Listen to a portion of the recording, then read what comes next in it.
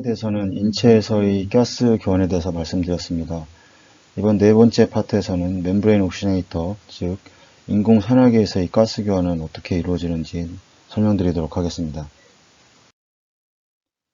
체순환을 위한 기본 구성은 일단 심폐기라고 하는 혈액을 순환시킬 수 있는 기계가 필요합니다.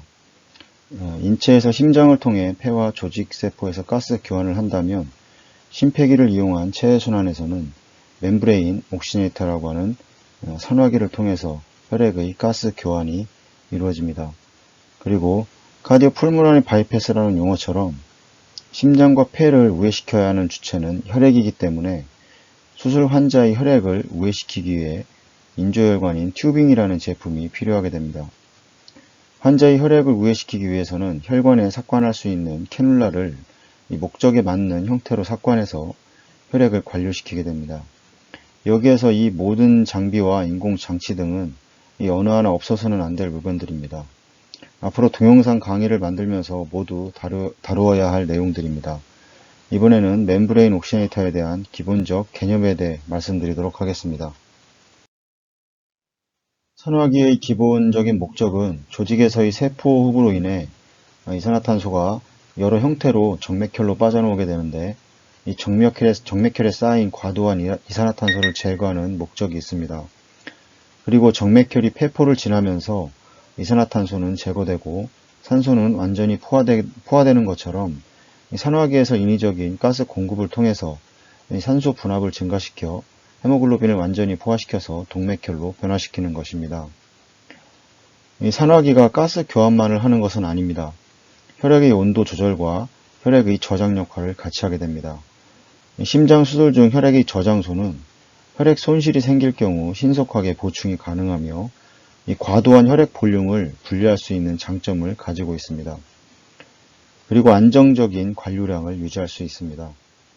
체순환 중 혈액의 온도는 열 교환 장치를 이용해서 간접적 접촉에 의해서 조절해 줄 수 있습니다. 산화기가 같이 포함되어 있는 열 교환 장치는 열 효율이 높은 제품이 사용되게 됩니다. 산화기의 종류는 여러 가지가 있지만 크게 두 가지 목적으로 사용되게 됩니다. 이 기준은 미국 식약청에서 설정한 기준입니다. 미국 식약청은 산화기 승인에 있어서 6시간이 기준입니다. 우리나라에 들어오는 산화기는 6시간 인증을 가지고 있습니다.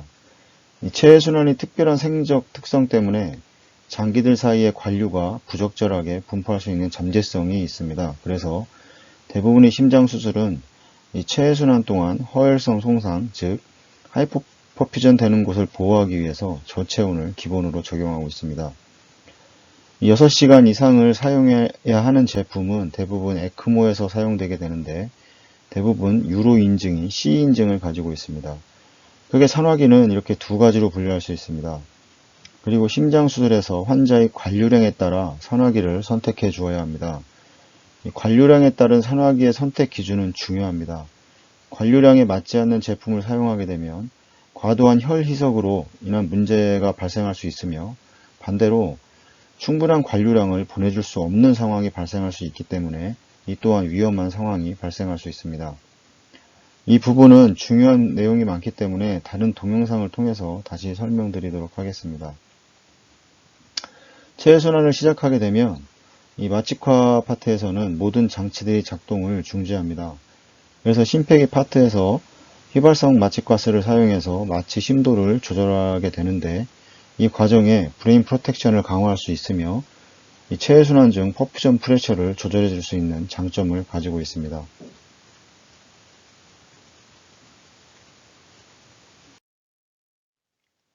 산화기는 가스 교환 장치로서 이 산소와 이산화탄소의 보다 우수한 이동이 가능해야 합니다.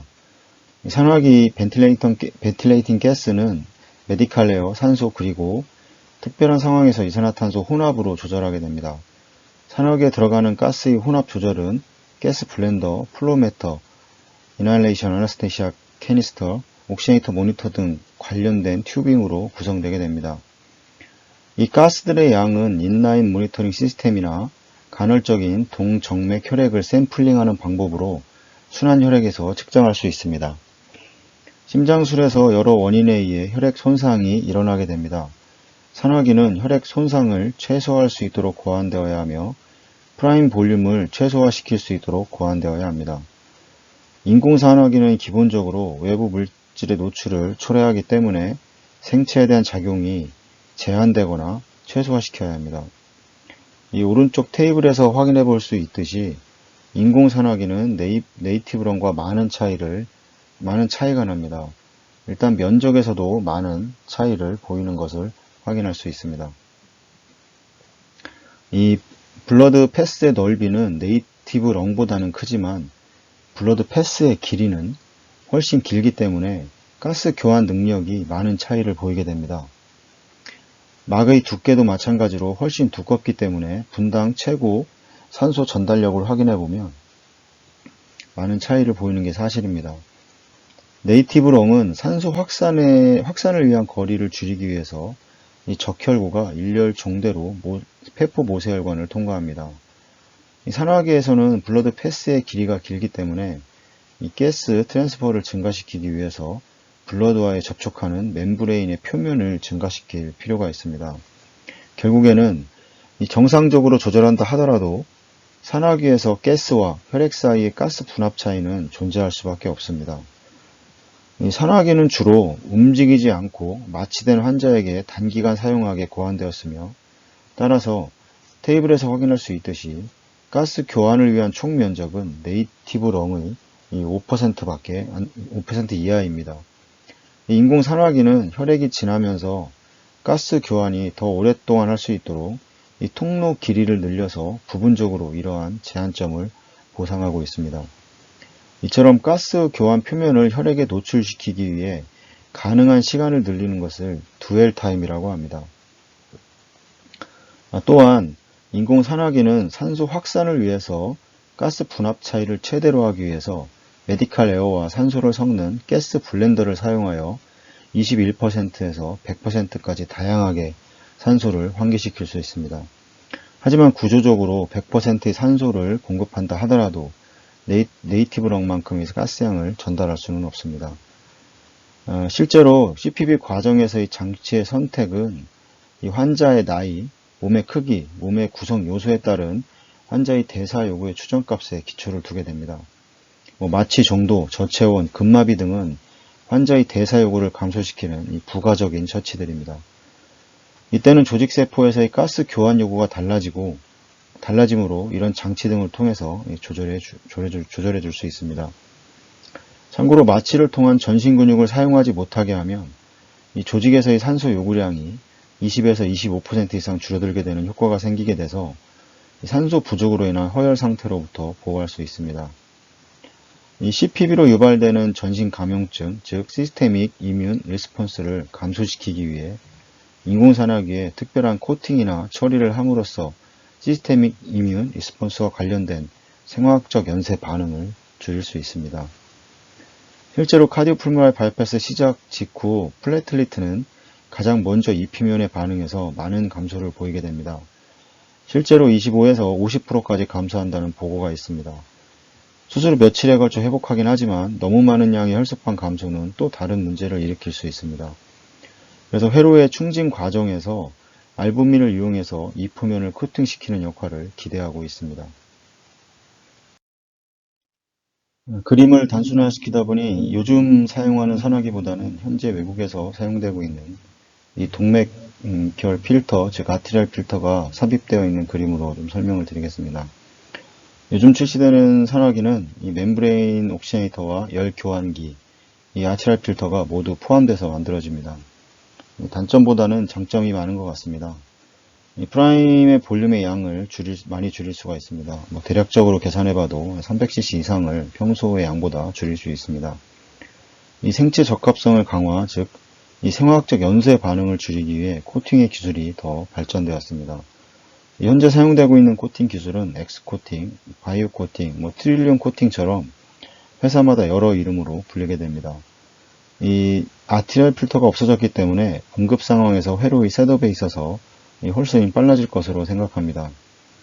각 회사 홈페이지에 들어가서 출시되진 않았지만 자료를 찾아보고 말씀드리는 것이기 때문에 더 정확한 것은 실제 나와봐야 자세한 내용을 말씀드릴 수 있을 것 같습니다. 예전에 그 외국의 심폐기들을 좀 만난 적이 있는데요. 이 시작한 지 얼마 안 된 체외순환사들은 뭐 우연찮게 우리나라에서 사용되고 있는 그 아트리알 필터를 좀 보여줄 기회가 있었는데, 이게 뭐냐고 물어보길래 그 대답을 해줬더니 뭐 자기들은 뭐 이런 거 처음 봤다고, 사용 안 한다고 하면서 옥시네이트에 다 들어가 있는데 이거 왜 사용하냐고 물어봐서 좀 대답하기 좀 곤란한 적이 있었던 것 같습니다.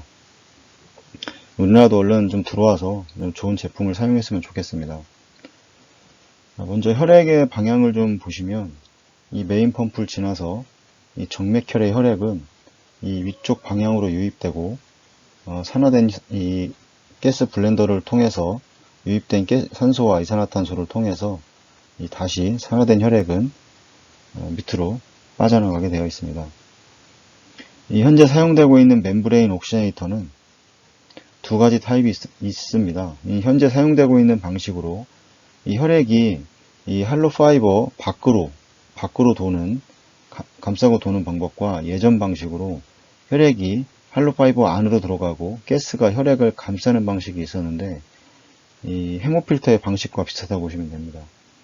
일단 산화학에서 형성되는 프레셔 그랜드가 너무 높은 관계로 이 헤몰라이시스 및 플레틀리트 액티베이션이 가속화되는 등 이 결과가 좋지 않아서 현재는 이 할로 파이버 안으로 혈액이 들어가는 제품은 사용되고 있지 않습니다.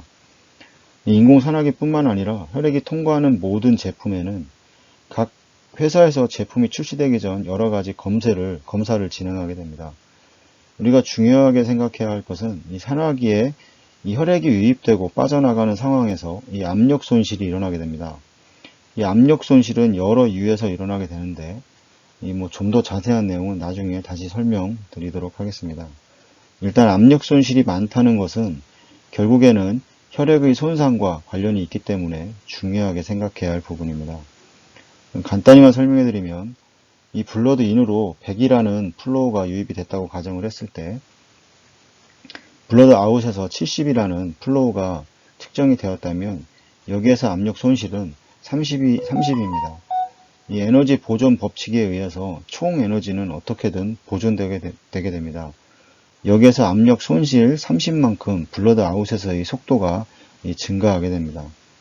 이 압력 손실이 심해진다는 것은 블러드 아웃에서의 속도가 증가하게 되고, 심할 경우 이 jet플로우를 형성해서 혈액에 손상을 초래하게 됩니다. 나중에 설명할 캐놀라에서 좀 더 자세하게 설명드리겠지만, 이 캐놀라에서의 jet플로우 형성은 혈액 손상의 문제도 크지만 심할 경우 혈관 자체의 문제를 일으키기 때문에 이 선택에 있어서 주의가 필요합니다. 마찬가지로 산화기 선택에 있어서도 중요합니다. 인공 산화기는 이 가스 교환과 열 교환의 효율을 높이기 위해서 그림에서 보시는 것처럼 혈류의 방향과 반대 방향으로 흐를 수 있도록 만들어서 혈류와 물의 접촉 시간을 증가시켜서 가스와 열 교환의 효율을 올리게 됩니다. 이 막형 산화기에서의 가스 교환은 산소와 이산화탄소 분합차에 의한 확산에 의해서 교환되는 것은 인체와 동일합니다. 하지만 체외순환 중에서의 가스 교환은 산소와 메디컬 에어를 통한 가스 블렌더를 통해서 교환되게 됩니다. 여기서 알아야 할 점은, 수술 중 인체는 모든 근육이 이완되어 있기 때문에 스스로 호흡을 조절할 수 없습니다. 그래서 가스 블렌더의 속도 조절을 통해서 조절하게 됩니다. 이 산소 분압의 조절은 이 FiO2를 이용해서 조절하며, 이산화탄소 분압의 조절은 이 메디컬 에어의 속도의 증감을 통해서 조절하게 됩니다. 일반적인 수술에서의 체외순환 산소 결합은 이 막형 산화기에서 이 산소 포화도는 비교적 쉽게 100% 포화가 가능합니다. 이 대기 중의 산소 분압은 21%이지만 이 네이티브 렁의 표면적이 인공 산화기에 비해 훨씬 넓기 때문에 정상적인 헤모글로빈 수치에서 100% 포화가 쉽게 이루어집니다. 하지만 인공 산화기의 면적은 이 네이티브 렁의 5% 정도밖에 안 되기 때문에 면적이 훨씬 적고, 체외순환 중 인위적인 혈이석으로 인한 낮은 헤모글로빈 수치로 인해서 이 가스 블렌더를 통해 주입되는 산소의 양은 2배 이상 주입이 필요하게 됩니다. CPB 동안 유지되는 적절한 분압에 관해서는 논란의 여지가 있긴 한데, 보통 산소 분압이 150에서 200mm 머큐리, 이산화탄소 분압은 35에서 45mm 머큐리가 환자에게 적절한 산염기 상태라고 받아들여집니다. 이 에크모에서의 산소 공급은 CPB에서의 가스 공급과는 좀 다릅니다. 이 부분은 나중에 좀 자세히 설명을 드리도록 하겠습니다. 이 체해순환에서 이산화탄소의 제거는 일반적으로 환자의 정상 심박출량의 2분의 1로 초기 세팅을 하고 수술을 진행하게 됩니다. 만약 100%의 카디악 아웃풋이 분당 5000ml라고 했을 때 가스 블렌더의 메디칼 에어의 공급은 분당 2.5ml를 유지해주면 됩니다. 이 막형 산화기는 문제점은 12시간 이상을 길게 사용을 하게 되면 이 멤브레인 웨다웃과 이 플라즈마 리키지가 발생하는 문제점을 가지고 있습니다. 이 플라즈마 리키지는 멤브레인 모듈이 젖는 것을 말하며 이 블러드 플라즈마가 파이버 월의 구멍에 채워지게 됨으로써 가스 교환이 감소하게 됩니다. 현재 사용되고 있는 마이크로 포러스의 재질은 두 가지입니다. 이 심장 수술에서 주로 사용되게 되는 폴리프로필렌 재질과 에크모 등 이 장기간 운용에 사용되는 폴리메틸펜틴 두 종류입니다. 이 폴리메틸펜틴의 재질은 이 폴리프로필렌에 비해 가격이 비싸기 때문에 일반적 수술에서는 거의 사용되고 있지 않습니다. CPB와 ECLS에서의 헤마토크릿의 운영 범위는 다르게 됩니다. 이 헤마토크릿의 운영 범위가 다른 가장 큰 이유는 이 체온에 따른 조직에서의 산소 소모량의 변화에 따라 다르게 되고 이 체온으로 인한 점도 변화가 생기게 됩니다.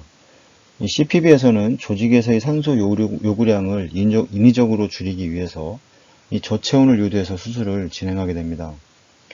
이 체온이 낮아진다는 것은 이 조직에서의 산소 소모량을 줄여 조직의 허혈을 방지할 수 있는 효과를 가져오게 됩니다.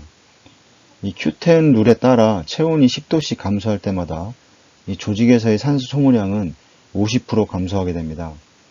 하지만 체온이 낮아진다는 것은 이 반대로 혈액의 점도를 증가시키게 됩니다. 체온의 상태에 따라 다르지만 10도씩 저하되게 되면 약 20에서 25%까지 점도가 증가합니다. 이 체온이 저하되게 되면 혈관의 수축을 가져오게 되고 증가된 점도에 의해서 말초 조직까지 혈류가 원활하게 도달하지 못하게 되고 혈관이 저항이 심해지게 되고 모세혈관에 손상을 일으킬 수 있기 때문에 가스 교환이 원활하게 이루어지지 못할 것입니다. 조직세포 근처에서의 모세혈관의 크기는 이 적혈구가 일렬 종대로 지나가는 정도의 아주 작은 크기를 가지고 있기 때문입니다.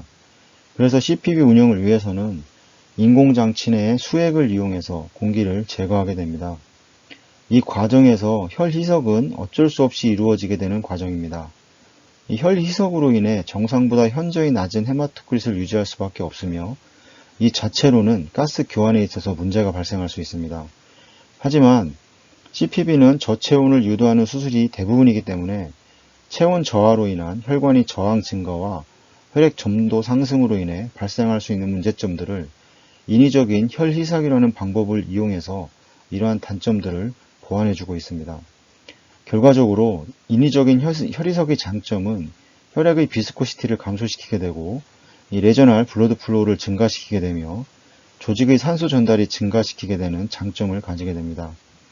이 동물 실험 결과에서도 헤마토크릿을 42%에서 25% 저하시키면 같은 퍼퓨전 프레셔에서 퍼퓨전 플로우를 50% 이상 증가시킬 수 있으며 이 세레브랄 블러드는 전보다 50에서 300%까지 증가시킬 수 있습니다.